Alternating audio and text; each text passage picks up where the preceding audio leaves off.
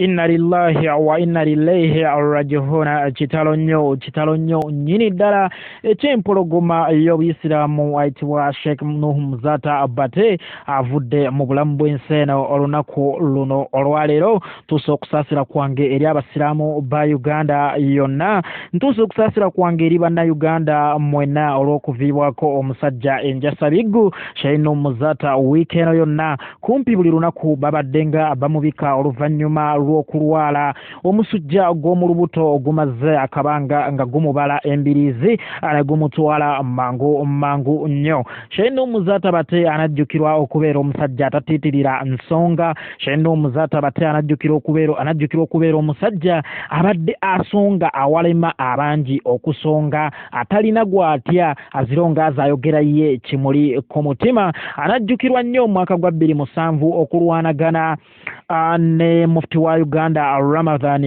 Mubajje ng'amulanga okutunda emmali y'Obuyisiraamu yonna, era baagugulana nnyo yuguyugu ng'amuwazeewaze paka mu kkooti gye baawera ennemba, wabula Sheikh Mubajje n'awangula omusango. Era okukkakkana nga abakulu b'ekibuli nga bali wamu ne Sheikh Nuh Muzata Bate batonzeewo ekisinde ekyabwe era ne balonda mufti owaabwe nga si mulala ye mugenzi Zubairi Sowedi Kayongo Sheikh afa oluvannyuma mu mwaka gwa 2015 n'asikizibwa Sheikh Sulaiman Kasule Ndirangwa. Era Sheikh Muzata anajjukirwa okulwana olutalo ne Katikkiro wa Buganda, anajjukirwa okulwana olutalo ne Eddie Kenzo, anajjukirwa okulwana olutalo ne Jennifer Mosise yali director wa KCCA, anajjukirwa okubeera omusajja abadde ayagala enkyukakyuka, abadde munnankyukakyuka,